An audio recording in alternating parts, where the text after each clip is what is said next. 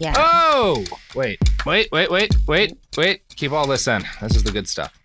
Oh, welcome back to Behind the Bastards, a podcast where I, Robert Evans, have finally won an award. And no, it's not a real award. It's a bullshit award that you get when your YouTube channel crosses a threshold that really, in the grand scheme of YouTube, is not a whole lot of subscribers. But, Sophie... Did they mail you a plaque? Have you gotten yours yet? No.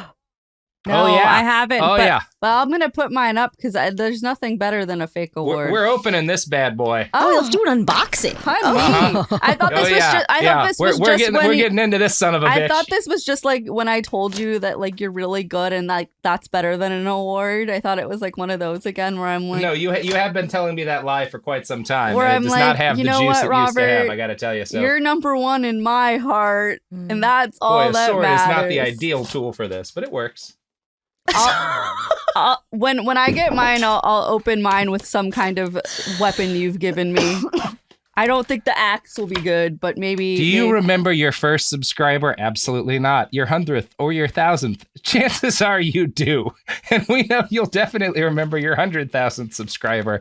No, absolutely not. Wait, I have no idea how want any of you people are. mine. I have gone on to look at the comments exactly once, and I decided that if I continued to do that, I would in fact become the Joker. Oh, I looked the first day I looked and somebody's talked about masturbating to us and I was done. Here's our honestly somewhat like, I mean, it's great. Like 100,000's fine. It's a start. We're above that now, but I don't know.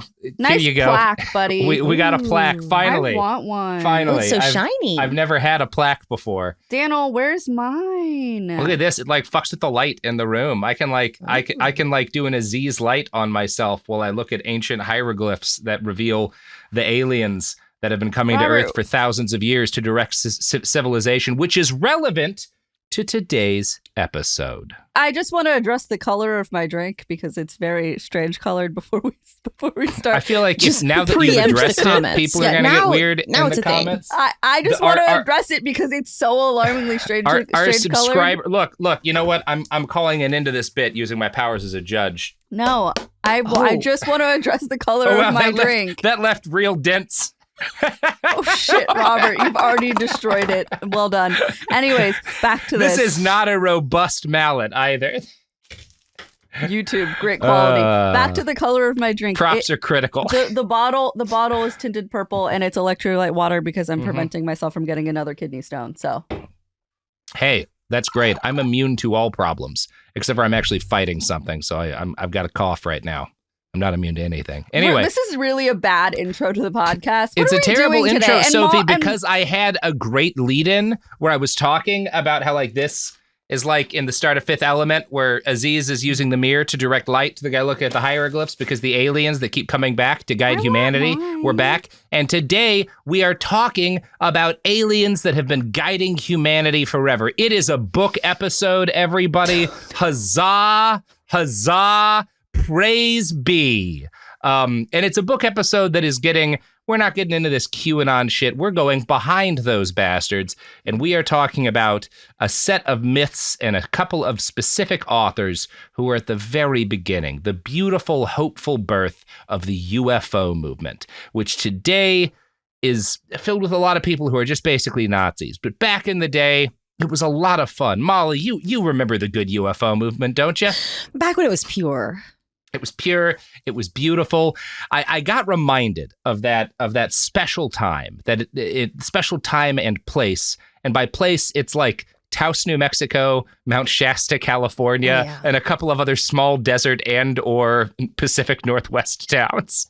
But a friend of mine went down to a small town. I don't want to get. This person is a public figure, so I am fine talking about them in their Airbnb, but I don't want to give too much detail because people, be creeping.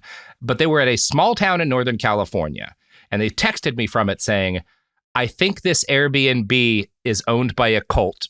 And then 3 minutes later, I think the cult might be Nazis. So many such cases. First off, I had a little just like sit down, went and bought a cigarette, smoked it, just like, so I'm the guy that like, if my friends think they've stumbled into a Nazi trap house, like I get the You're their text, call. right? Like that's just, and I know you're that person for so many people, Molly. That's part of why I've brought you in. I would say if I were to stumble into a Nazi trap house, I would start texting you and being like, Molly, I need some help. I think I recognize these sigils. I'd have those property records in an instant for you, Robert. So I looked into it, and the good news is that I don't think they're Nazis. They just talk a lot about seeing Nazi UFOs, which was a thing in the 50s, 60s UFO movement. That does not mean that they are fascists.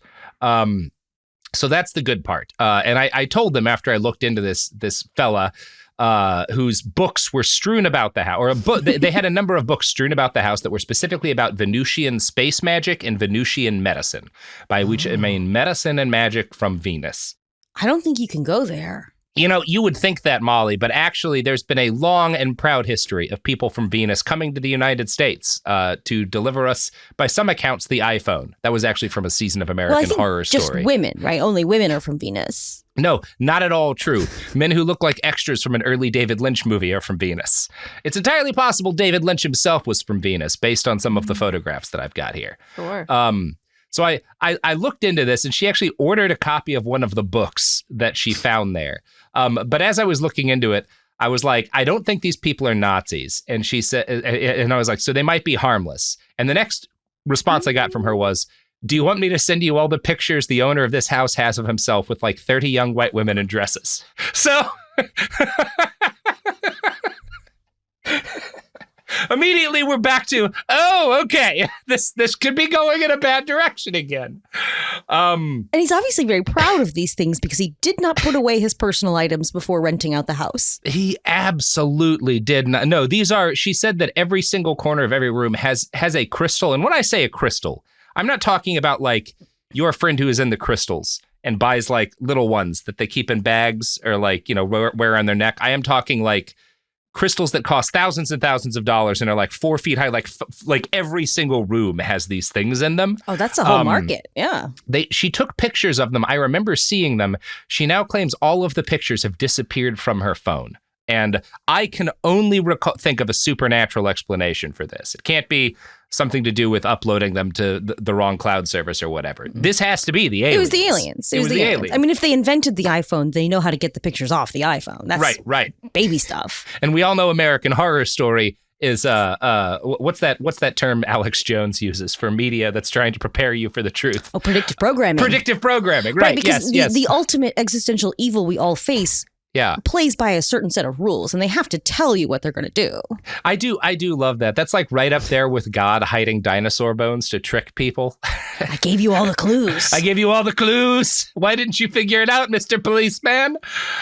So one of the key people behind this, because the specific chunk of alien weirdos that we're talking with today, and this includes the guy who owned that house, is people who either think they are from Venus, they are in contact with people from Venus, or people from Venus have come here in order to help us. And kind of the foundational member of the foundational like figure in this movement is a fella named Valiant Thor. And no, it's not. Oh, Molly, you're gonna love this. When I say looks like a guy from a David Lynch movie, I'm gonna have to give you my screen here. I love a fun name, like the 9/11 truth guy who called himself Abel Danger. Yeah, Abel Danger. That's a good name. That's a good name, and again, so unlike actual spy names. So this is Valiant Thor. In, I believe, the 60s, he started showing up at UFO conventions, claiming to be a man from Venus with an IQ of 1,200. And first off, I gotta say, the burden of proof is on people to convince me he is not from Venus, because look at that. No mortal human could keep that much gel in their hair. It's simply not possible. I mean, they had pomades back then that the FDA has taken from us. they did, but that is simply more Dapper Dan that could fit on a human male's scalp. I don't know. Gavin Newsom, JJ Redick, a lot of gel. He does look a little like Gavin Newsom. Yeah. Have we checked out Gavin Newsom's birth certificate? Is he possibly from Venus? You've just invented a new kind of birtherism. We're in dangerous territory. Yeah. But look at that man. He's got a pocket square. He does look like he just stepped off of like the fucking what's that highway David Lynch movie Garrison keeps showing me? I just watched Blue Velvet for the first Blue time. Velvet. I could see him Blue in Velvet. that. Yeah. There's some Blue Velvet guy in this guy's look. I'm sure David Lynch was familiar with the story of Valiant Thor. I have no doubt about that at all. And as a spoiler, one thing we're going to get into today that I'm excited about is what I am absolutely certain is a photo that inspired Jordan Peele to make the movie Nope, or that helped to inspire. It was one of the inspirations behind the movie Nope. So stay tuned for that, my friends. But first, so Valiant Thor is like the first of these guys. And he claims apparently to have landed. I'm actually going to read. This is from his Amazon author page because Valiant Thor wrote a frustrating number of books, Molly. Did you read them? Stephen, I haven't read all of them. No, of course not. I have been reading bits and pieces of Valiant Thor lore since I was like 17 or 18. On March 16th, 1957, a strange craft landed in a farmer's field in Alexandria, Virginia. Local police arrived on scene with guns drawn, expecting the worst. They were surprised to find what appeared to be a dapper, unarmed man stepping out of the craft. They were even more surprised when the man telepathically asked to speak with the president. Over the next few days, the visitor would meet with President Eisenhower deep within the Pentagon. According to Valiant Thor, he was sent here by the Galactic Council to convince humanity to shy away from their use of nuclear weapons. Thor and his co-pilots, Indrid Cold, Carlo Ardo, and Terry Rist, which has in parentheses Demo Hassan. I haven't looked into all of these names, but neither of those are real. Claim they hailed from the planet Venus. These Venusians were humanoid in appearance and were photographed at Gray Barker's UFO convention at Howard Menger's farm in 1958. So actually before the 60s. This is birth of the UFO. 47 is Roswell, right? And things take some time to spin up. This is the absolute proto-history of American conspiracism, right? We are at the foundations here. Thor convinced President Eisenhower to create a council against the use of nuclear weapons. However, the committee was repeatedly blocked by members of the CIA and DOD. Thor decided to switch gears and enlist the help of Barker in making contacts with humans in all spheres of life. By building relationships with certain influential people and promoting those relationships through Barker and other publishers, Thor was finally able to put a stop to wanton nuclear testing. So if you're ever wondering why did we stop nuking Nevada, which the Heritage Foundation wants to start doing again, it was Valiant Thor, and he might come back, Molly. We might get this guy back to save us. We need him back. Mm-hmm. Based on what I know so far, we need him back. One note on the spelling, just because you can easily get to a southern heavy metal band from North Carolina, who is named after the guy. Yeah. Did you listen to any of their songs? Are they good? Molly, no, I absolutely have not. But it's Valiant with an A and Thor 1R. Yeah, it's like Prince Valiant, the old cartoon that none of us remember. So unless Prince Valiant was spelled differently, it's been a long time since I saw one of those cartoons. Now, if you're saying, Molly, this sounds great, Robert. Obviously, I want to believe that Valiant Thor saved the world from nuclear weapons. But hey, isn't this exactly the plot of the 1950s movie The Day the Earth Stood Still? I wasn't asking that. Well, there's a movie that my dad made me see called The Day the Earth Stood Still that's about an alien landing in D.C. and telling everyone, hey, I represent the Galactic Council, basically, and you guys really need to stop it with the fucking nukes. And the movie came out before this? Well, you know what? Let's look into that. Let's look into that, Molly. So, could he have seen this movie, perhaps? Yeah, that was my immediate assumption. 1951. Yes, absolutely. 1951, almost a decade before this. Yes. So while he was on his way here, he sort of beamed that idea down so that we would be prepared for it. He absolutely did. He's not copying the movie. The movie's predictive programming. No, the movie was preparing us for the arrival of Valiant Thor. So we would understand. So that obviously the most influential man in the United States in the 1950s, Gray Barker, who held the UFO convention in Howard Menger's farm, would be mentally ready for Valiant Thor. Now, if you're someone who is still feels like they just copied a movie, would it change your opinion on Valiant Thor to know that Paul Hellyer, who is a Canadian entrepreneur, politician, writer, the longest-serving member of the Privy Council of Canada, and the former National Minister of National Defense for Canada, says that he's real? Well, so admittedly, the UFO scene is not my wheelhouse. I butt up against it every now and again, but it is there. There are some guys in the UFO movement who used to have jobs that you would think would make them immune from becoming insane. Yeah, you think that. Yep. Like, sometimes it's like, oh, this guy used to work at the Pentagon. He must know. No. He's speaking at UFO conventions. Yeah. We're all seeing the kind of guys getting hired to work at the Pentagon now. I'm hoping that maybe there's like going to be less of that. Yeah. So no, knowing that he was in the Privy Council doesn't do anything for me because I do not know what that is and I refuse to find out. Yeah, no. So it's one of this guy who is a kook and had some positions in Canada, did a Reddit AMA and was asked why, because he talked a lot. He really wanted to talk about for serious topics. Yeah. And his whole thing was, I want to talk about the aliens that are definitely here. And he was asked by one of the people on the AMA, why haven't these species publicly announced their existence? Is it a galactic rule to avoid broad contact with an alien species until they reach a certain point of technological advancement on their own in order to preserve their own culture? Are we being quarantined because we are too violent? Are the human governments withholding their existence on their own for their own motives? If so, what would their motives be? And by the way, that series of questions is in order Star Trek. I forget actually, there's a separate sci-fi thing that is the whole quarantine thing, and then that's just the X-Files. I was going to say, do the Venusians have a prime directive? I forget which one. Yeah, it's a prime directive. I remember reading a short story, several of them that have the quarantine thing as the theme, but I forget the exact names. And then obviously X-Files is the last thing. So Paul answers, some have. As in some aliens have contacted us. Valiant Thor, the benevolent Venusian with an IQ of 1,200, lived in the Pentagon for 3 or 4 years, offered us Earthlings a richer, healthier life in exchange for giving up our nuclear weapons. His offer was not accepted. I guess you can live inside the Pentagon. Attitude. They do have a Taco Bell. They got a taco. That's all you need if you're a Venusian. Although, according to the book we're about to read, no Venusian would ever eat at Taco Bell. Their bodies are temples. Only raw food, Molly. Only raw food. Now, speaking of our bodies being a temple, my body is a temple that worships these products. God, we're back. We're so back, Molly. Back. We've never been this back. So I think it's at this point that I got to show you the copy of the book that I found, or that my friend found in the Airbnb that they went into. And well, look at this. Oh my God, it's you look at this beauty. Look at this gorgeous thing. It looks like Carol Baskin's. Well, actually, there is a, you know what? It's insane that you say that, because the front and back cover art is by Carol Ann Rodriguez. It's just weird that Carols and Carols. That's the word I'm looking at when you say that.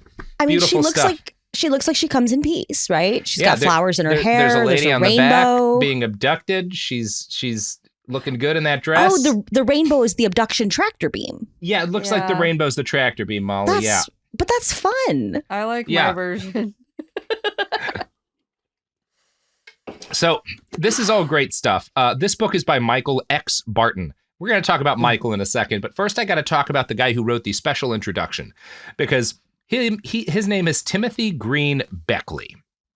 And Timothy Green Beckley ran a publishing house called Inner Light Publications. That's 2 words, like this Star Trek episode that might be one of the best science fiction pieces ever made.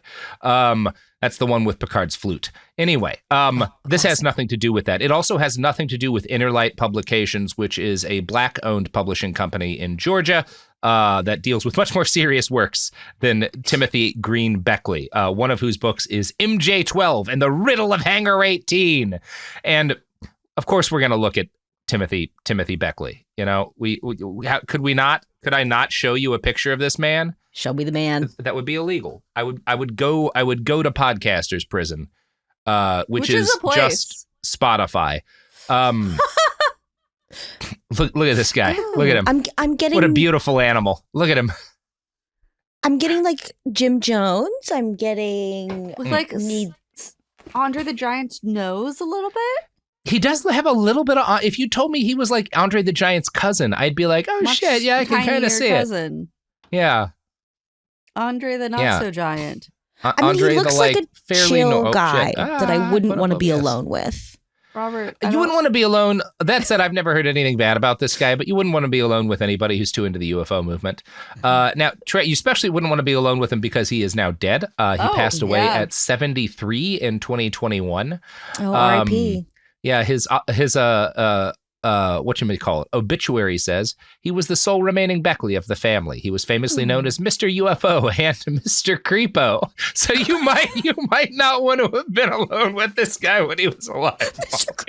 That's not a great nickname. It must have been a term of endearment because why else why'd they put that in his obituary? Way. Why'd they put that in his obituary? I think it was a different age, a pioneer in his field of ufology, the paranormal, and all things bizarre. He was a publisher, author, editor, producer with Inner Light Publications, publishing over 200 books. Previously the editor of UFO Universe magazine and a film reviewer for Hustler magazine, he ran the New York School of Occult Arts and Sciences and worked promotions for the School of Rock and Roll. He was a podcast host on KCOR Radio's Exploring the Bizarre with Tim Schwartz. Oh, yeah, he was on Coast to Coast FM. Oh, obviously. He was on What with William Shatner, a fixture of the New York City nightlife. That's a thing that could mean a lot of things, given this man's age. In what era? In what era? In what way? But he's what I love about this guy, as much as we're laughing about this is an extinct kind of guy, right? Like, and in the same way that like the Tasmanian tiger is extinct, where like allegedly, I want to believe there's still some of them out there, but I just haven't seen the evidence yet, and it is tragic. So some other luminary, and so he is the publisher, and as a spoiler, the actual author of this book, Michael X. Barton, is a guy who was writing stuff for the UFO scene in the 60s. He was an LA businessman whose life suddenly changed while his best friend became seriously ill. While praying, Michael found he was able to receive telepathic communications from more advanced souls, purporting to be living on a higher, more evolved vibrational plane of planet Venus, which cannot be detected through scientific methods. And unfortunately, it can't be detected. That's right. And you Barton can't prove it. Dropped off the face of the earth at some point. Beckley claims that he kind of was able to get in touch with him and he was like not doing well. So maybe all of this stuff doesn't actually work in the long run. Or he ascended to that plane and that's why you can't find him. Maybe he ascended. But in any case, Beckley just republished his books in the more recent period of time before he died because like, fuck it, I guess. And I think that's funny. Before we get into this book, I want to look at some other luminaries that Inner Light Publications have published. These are like, so obviously number one is Timothy Green Beckley with 15 books. Commander X with 12 books. Commander X. Yeah, Commander X has written 12 books for them. Ashtar Command, 2 books. Hercules Invictus, just one book there. Mm-hmm. Admiral Richard Byrd, 1 book. Let's see here. Dragon Star, Ramachakra Master Yogi, 1 book. Another book that's the Ashtar Command, which might be different from Ashtar Command. Is that a collective? Unclear to me at this moment, Molly. There's some great names in these guys. There's some great names here. And before we get into this book, I guess the last thing we should do, because I forgot to do this earlier, I want to go back to the Airbnb that my friend stayed in, which belongs to a guy who identifies himself and is a public figure with a YouTube channel as Paul of Venus. And we're just going to look at his website for a second. Yeah, are you down to look at... I've never been more excited. Are you down to look at this? Yeah, okay. Okay. Venus on Earth. Of course is an embodiment. Where does love come from? Love. Beautiful color scheme. Ascension Galactic. Embodiment. Oneness. Venusian technology. Pastel. Personal coaching transmissions. Younger than I thought. Greetings to all. I am Paul of Venus, an ascension guide from the 6th dimension on Venus. Can you zoom in on that photo, please? I can't. You can if you know how to zoom in. I can't enhance, Sophie. I can't enhance. Command plus. Command plus. Okay, command God plus. damn it. I don't have command. Let's see if control. Are you on a Windows machine? There, fine. There you happy? Yeah. You happy? We're zooming in on his picture. For you listening, it just looks like a guy in his like 20s or 30s. I was just trying to figure out if he was like holding a staff. One of those hats with like what's a walking stick? Wings. He's on a mountain. Yeah, he's walking around the Mount Shasta area. That's what it looks like. I like that he's left in the lens flare because it makes him look He's left in the lens flare. He just looks like a guy. There's nothing crazy about the way the guy looks. What I really want to get into is reading his introduction of himself. I thought he would be old. I did too. I thought, because this is old, like this book, again, is from the 60s, and it's based in like Valiant Thor stuff, which starts in the 50s. Timothy Green Beckley is like an older figure in ufology and conspiracy culture. Like these guys are are contemporaries and honestly, in some cases, like predecessors of like fucking the people who came before Alex Jones. You know, this is not like new stuff. But Paula Venus does appear to be fairly young. I am Paula Venus, an ascension guide from the sixth dimension on Venus, a paradisical planet. I'm delighted to introduce you to a remarkable opportunity to expand your understanding of energy, ascended masters, human embodiment, and ascension. So that's good, you know? Maybe check him out if you want to ascend. I do want to harness the energy of a sacred location for holographic healing. I do. You're always saying that. And look, I know because I'm into ufology that there are mushroom aliens living at the center of Mount Shasta. So go find them, folks. Go hike up. Right now is a great time of the year. Just whatever your street clothes are. Don't bring extra food. Don't bring 0-degree sleeping bags. No, don't bring any methods of contacting the outside world. Just start walking up that mountain. The aliens will take care of it. You'll be fine. Harness the light. Harness the light. 2 Bigfoot hunters died about an hour north of me like a week and a half ago. God. They were obviously on the wrong vibrational plane. They were on the wrong plane. That's exactly what this book would argue. So, Molly, this book, Venusian Health Magic and Venusian Secret Science, is a beautiful work of art. There are so many lines in this book that just make my heart sing. And before we get into reading it, I'm just going to read you a blind quote that I found in there. Can you get a leave of absence for 3 months? I asked him. It will take about that long for us to carry out certain experiments I have in mind for contacting Venusians. I think you can get FMLA for that. Yeah, that makes sense to me. Yeah, Medicaid probably would help too with the Venusians. You've got to call their Venus desk, but there's not a lot of phone traffic ahead of you there. Okay, so let's get into it. I'm opening this beautiful book, and it starts with the introduction by Timothy Green Beckley. And he's just talking about his friend Michael X, how he was a mystic who showed up and gave talks, you know, starting in the 50s and 60s at places like Joshua Tree, where Giant Rock, where they would do these like massive early UFO things. Michael hailed the arrival of the Space Brotherhood, whom he believed were materializing here to offer assistance in any way possible to elevate our consciousness to a more harmonious one. Their goal, allowing us to join the Cosmic League of Nations, a federation of spiritually advanced worlds who exist all around us in this or in other dimensions, whether we believe it or not. And I would say these people are like totally just like copying Star Trek, but to be honest, knowing Gene Roddenberry, he was copying some of these people. I don't know if he's copying this guy, but Gene was into this stuff, you know? Like some of this it's very murky because like Star Trek, it's going in the 60s. And they definitely both bleed into each other. But I have to say, there is a degree to which Roddenberry is pulling some of his ideas from the early UFO subculture. I was going to say, they may have both drawn from the same original source that we just... Yeah. Gene Roddenberry, there's a very good chance that he was having very strange sex at the same events where fucking the author of this book was speaking. Because that was kind of Gene Roddenberry's thing. Riker is sort of a self-insert. Riker was always a self-insert. What man wouldn't want to be Riker? You get to sit down however you want, you know? Just sitting so cool. You know, Anbo Jitsu, which is like jujitsu, but you all dress like the guys from American Gladiators.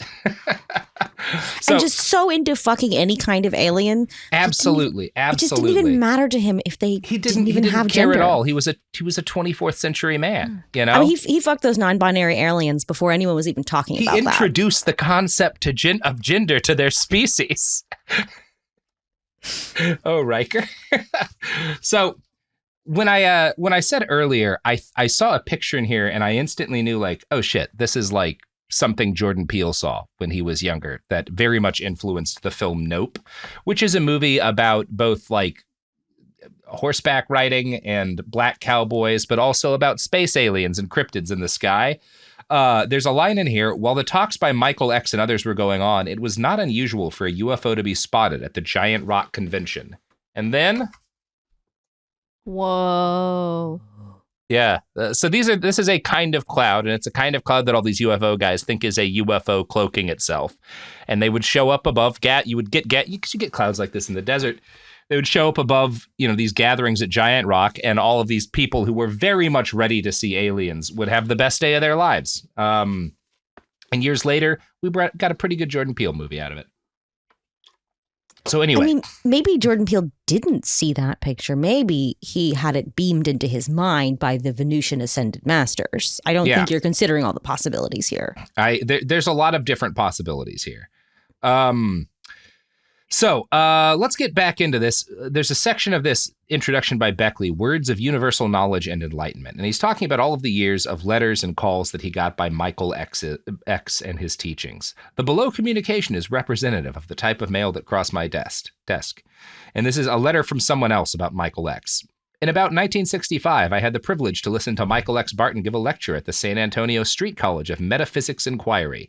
Michael was a very small man and was well dressed. After the lecture, I asked in private what the X meant in his name. He said it was in respect to Christ. Later on, I had the pleasure of meeting Dr. Wallace Halsey's beautiful wife by the name of Tarna Halsey. J.W., my guru and teacher, once told me that Wallace and his wife were at the Giant Rock UFO convention, and Wallace was talking and walking around with a spaceman who looked the person. Who I think looked like a person is what it's supposed to be. Tarna came up and told them that she was going to take a picture of them both together. The space person told Tarna that if she took a picture of them, that his image wouldn't show on the print. This was due to the fact that they had been talking about very high vibrational thoughts, and his picture wouldn't show up. Tarna then said, I have a very good camera, and I'll be able to get your picture. She took the picture, and the space person couldn't be seen. He then tried to tell her that he had told her what had happened. Later on, Tarna came back to her husband, and the space person told Tarna that she could take their picture, and he would be able to be seen on the picture. She then took another picture, and the space person came out on the picture because they had been talking about normal things. He was changing his vibrations, obviously. Yes. Yeah. Yes. I later had an interview with Tarna, and she said she had demonstrated to a friend that she could become invisible to a camera. She was able to do this with her friend. She, in a previous life, was from Venus. She later became the wife of the Crusher, who was a retired wrestler. You're saying a lot of things I'm not processing. Every single sentence in this book is like that. Wow. I was like, can we go back to the street college of metaphysics? Is this just guys outside? It's got to just be guys outside talking about UFOs. This is like the guy that yells at you on the street corner outside CVS. That's actually a street college of metaphysics. I got a PhD in street college. I've heard a lot of people shout a lot of things in the street. That's accessible higher education. That's. I'm going to throw that on my CV next to Judge. PhD at the street college. I have heard a lot of crazy people in San Antonio shouting things, actually. Oh, man. The street college. Yeah, the world used to be so much more fun, but also not. Was she using a Polaroid, or were these revelations that had to wait till she got back from Walgreens? What I'm going to say is, folks, we're entering a new era. The security state has amped up. Make sure if you're going to be out there, doing legally questionable stuff, that you're talking at too high a vibration for photos to capture you. That seems like good OPSEC, right? I need to ascend to the point that I cannot be recorded by a surveillance camera. That's right. Is what you're saying. That's why all of those January 6th videos are so blurry.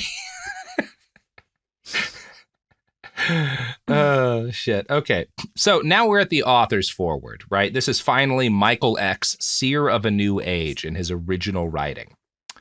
Our space brothers, Venusians, tell us that no one on Earth need be sick or racked with pain or filled with hopeless despair if the amazing health principles they have unselfishly brought to us are practiced.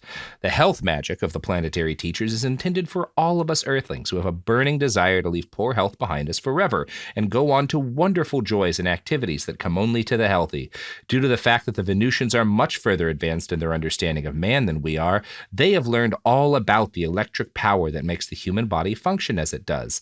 They discovered that radiant health and vitality could be stepped up by the simple means of increasing one's intake of life energy. Life and energy are both capitalized through a positive diet of highly vitalized foods and by a conscious direction of what they call lifetrons. Lifetrons? Lifetrons, Molly. Lifetrons. So are they selling vitamins?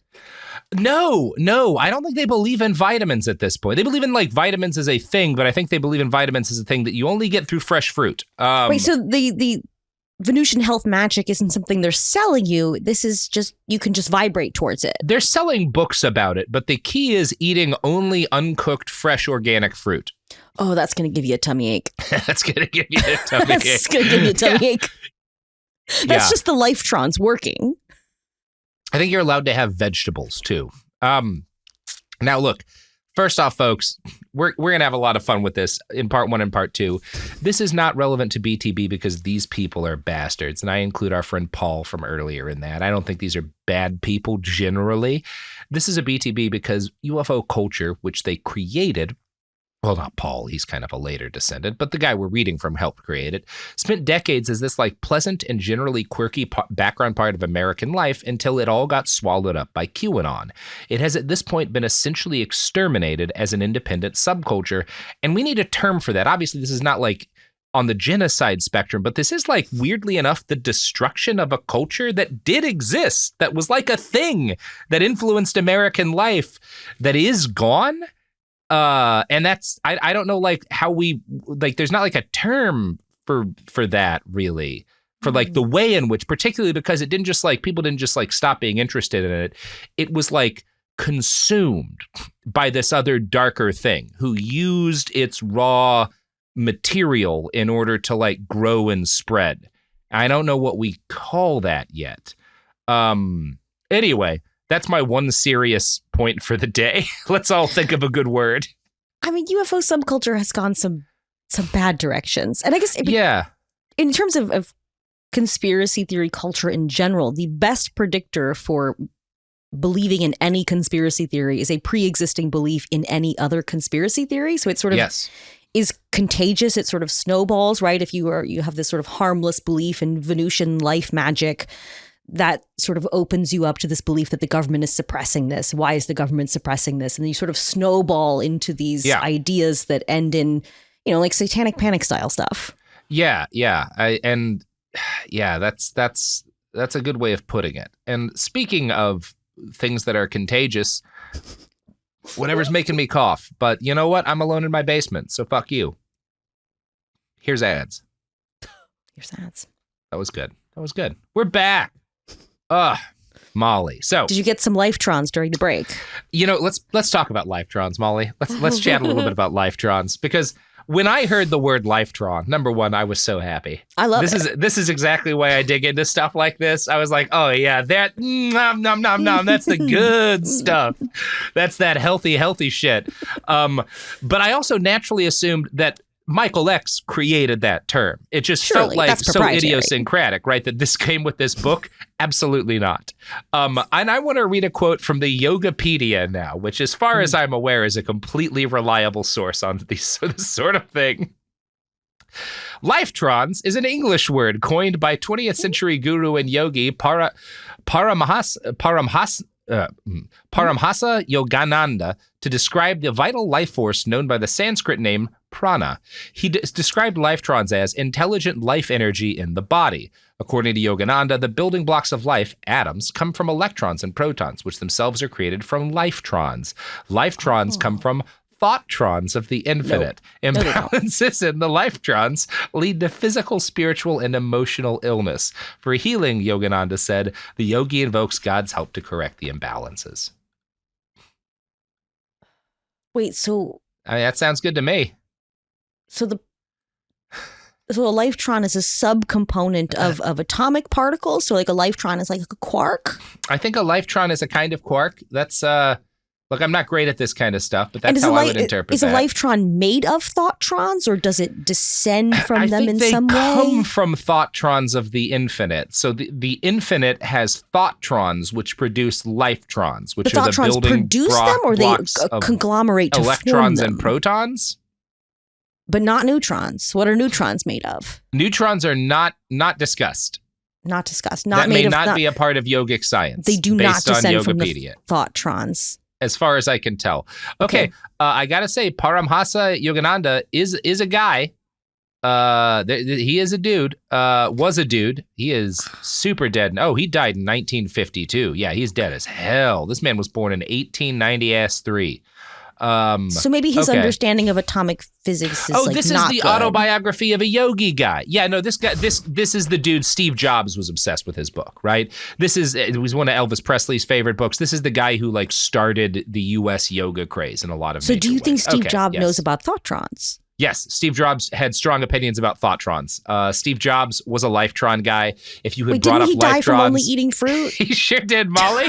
So we have Steve Jobs read the book in our hands. There's no way when he got cancer, Steve didn't think, thank God I know about Venusian medical science. Health magic. Yeah, he ascended. The Venusians killed Steve Jobs.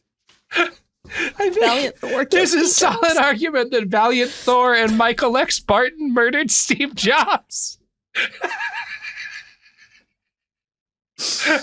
Wow, see, this is a really relevant Behind the Bastards episodes. We are getting very behind some of these bastards. We're making discoveries. We're doing archaeology. Mm-hmm. So I should also note that when I looked up liftrons, I also found a link to a company called Liftronic Systems.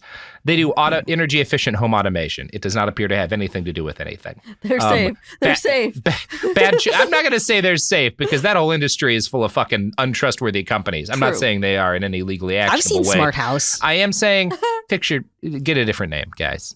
Get a different name. You're stealing from the yogi who got Steve Jobs killed indirectly.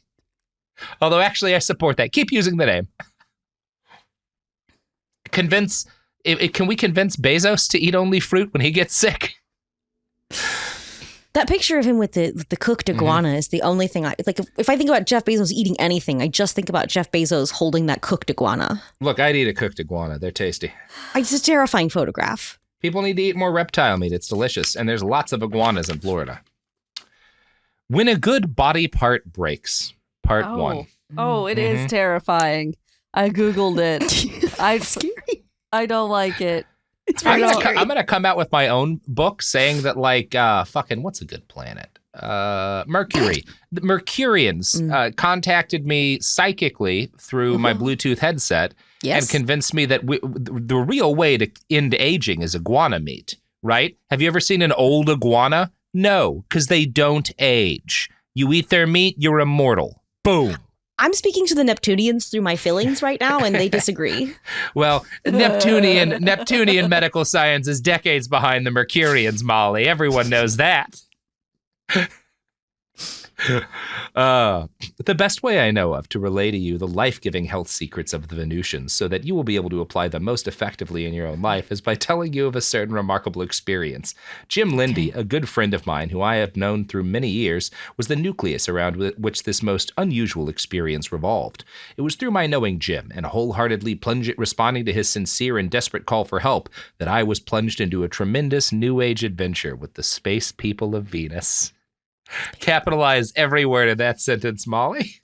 And now that we know that he's known Jim for a long time, we're prepared to accept this. Yeah.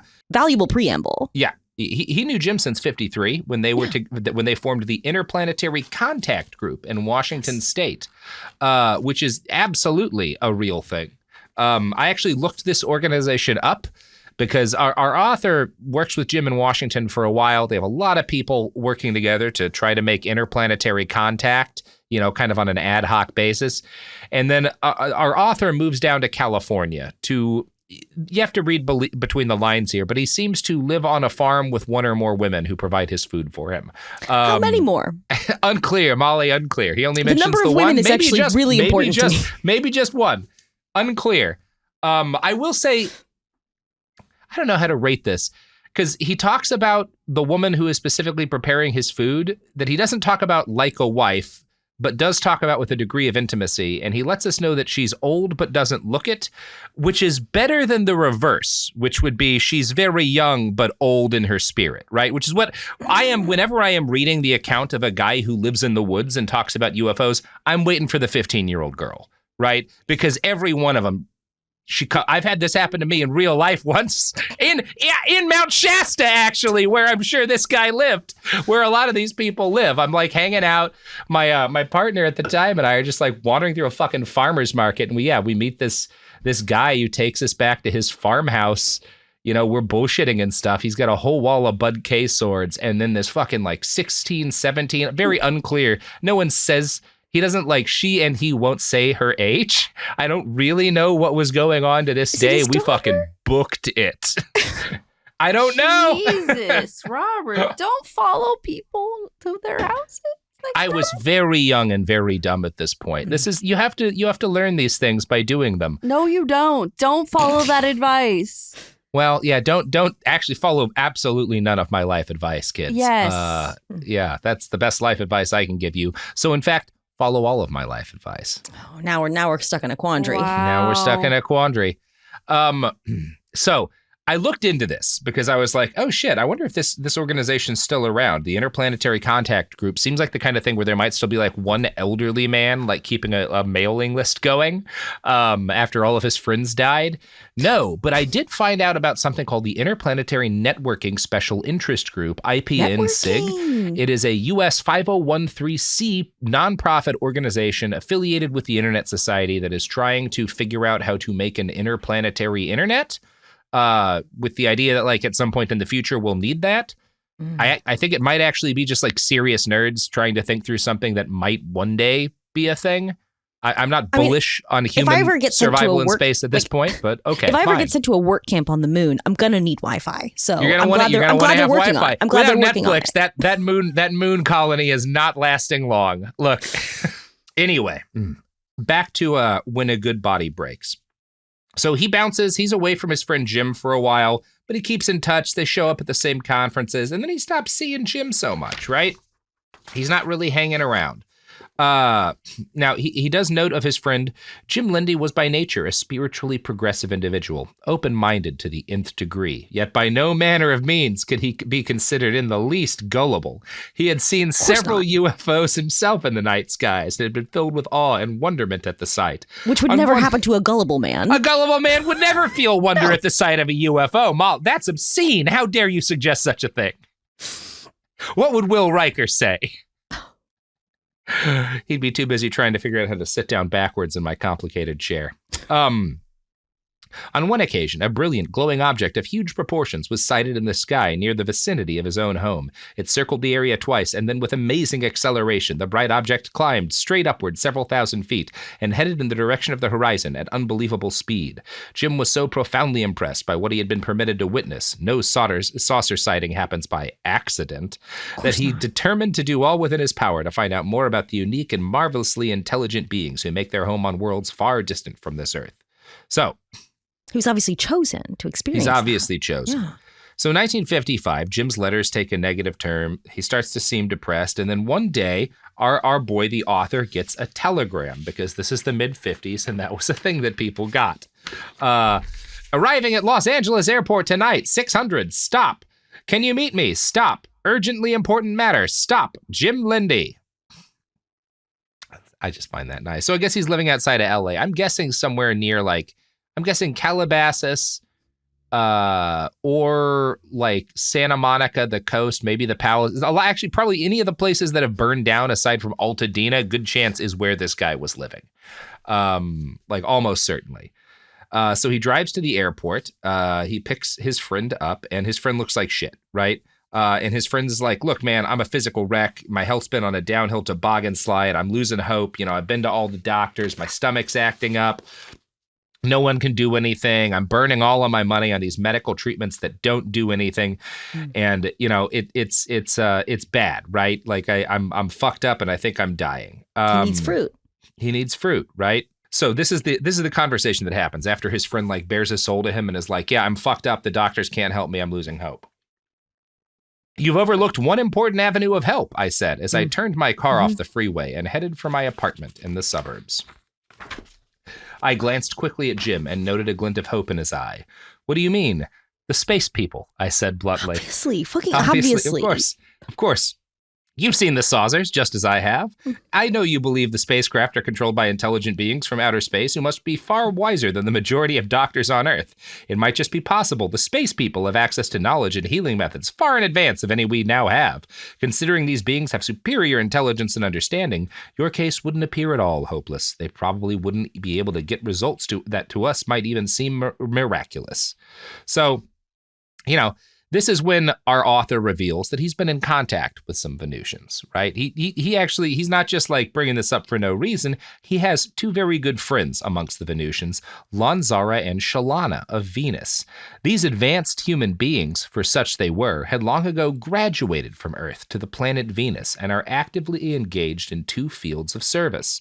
One, they hold important positions in the Lifetronic Healing Center on Venus, Lanzara being a master healer and Shalana being his most valuable assistant in the great work.